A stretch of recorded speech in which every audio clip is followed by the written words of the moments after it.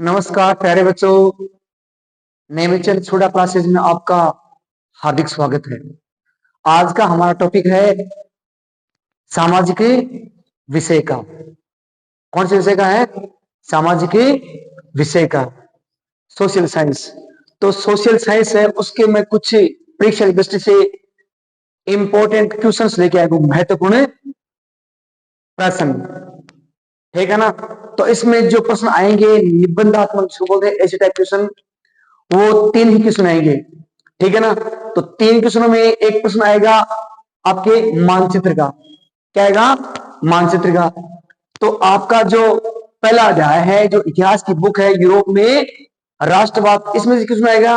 और दूसरा जो अध्याय है वो क्या है? मुद्रा और सात में से तीसरा है मुद्रा और सात। इसमें से बड़े प्रश्न आएंगे। और मैं ये जो प्रश्न लेके आई हूं ना, ये वेरी इंपॉर्टेंट क्वेश्चन है। इन्हीं में से प्रश्न आएंगे। अगर मान लीजिए इनमें से नहीं भी आएंगे, लेकिन अगर आप इसका अच्छे से अगर अध्ययन कर लोगे तो इन्हीं से संबंधित ही वो प्रश्न आएंगे। अगर ये पढ़े हुए हैं तो हम आसानी से उत्तरे दे सकते हैं। ठीक है ना? तो चलो हम शुरू करते हैं। नेम ऑफ चैप्टर, पाठ का नाम यूरोप में राष्ट्रवाद। पहला प्रश्न, जर्मनी के एकीकरण को समझिए। वेरी इंपॉर्टेंट क्वेश्चन है। उसके बाद में दूसरा प्रश्न है, 19वीं सदी में राष्ट्रों का विकास किस आधार पर हुआ।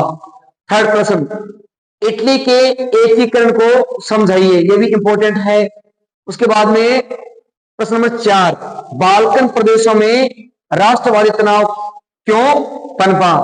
फ्रांसीसी क्रांति के कारण व परिणाम लिखिए। उसके बाद प्रश्न नंबर 6, निम्न पर टिप्पणी लिखिए। जूसेफ मैसिनी, कावूर, फ्रैंकफर्ट संसद।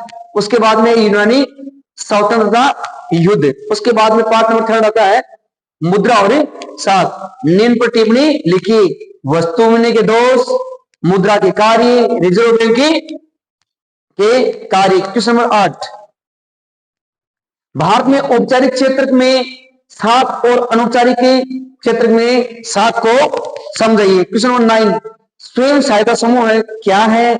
स्वयं सहायता समूहों की कार्यविधि समझाइए। क्वेश्चन नंबर 10, विकास में ऋण की भूमिका को समझाइए। तो ये हो गए 10 प्रश्न है। और ये आपकी परीक्षा की दृष्टि से वेरी इंपॉर्टेंट क्वेश्चन है। ये आप एक बार जरूर पढ़ लेना। मेरी वीडियो को आप इग्नोर मत करना। ठीक है ना? ये आलतू फालतू नहीं है। ठीक है ना? कक्षा 10 के छात्रों के लिए ये वेरी इंपॉर्टेंट है। ठीक है ना? उसके बाद में अध्याय 5 है खनिज तथा ऊर्जा। इसमें आएगा मानचित्र। जैसे मानचित्र में जो खनिज क्षेत्र है वो पूछ ले, यानी खनिज कहां कहां पाया जाता है।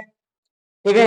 एरिया पूछ सकता है, यानी क्षेत्र, या फिर उत्पादक राज्य पूछ ले। ठीक है ना? इसकी खाने कहां कहां पर है। तो ये 5 पार्ट है खनिज ऊर्जा। इसमें से मानचित्र आएगा 4 नंबर का। ठीक है ना? मजाक नहीं कर रहा हूं मैं। ठीक है ना? 4 नंबर आएगा तो वो आप मानचित्र भी देख लेना। ठीक है? तो ये थे आज के हमारे क्वेश्चन। तो परीक्षा की दृष्टि से ये इंपॉर्टेंट क्वेश्चन है, इसको आप एक बार जरूर पढ़ना। ठीक है ना? और इसका आप एक स्क्रीनशॉट ले लेना। ठीक है ना? और बच्चों आप क्या करो, शेयर करोगे इन प्रश्नों को। ठीक है? तो ये सामाजिक विज्ञान के हमारे थे प्रश्न। देखो, कोई कहे कि सर छोटे प्रश्न क्यों नहीं? देखो, छोटे प्रश्न होते हैं ना, वो सारे इंपॉर्टेंट होते हैं। ठीक है ना? और बड़े प्रश्न क्या होते हैं, वो फिक्स होते हैं। ठीक है? तो थैंक यू, धन्यवाद। चलते हैं नेक्स्ट वीडियो में।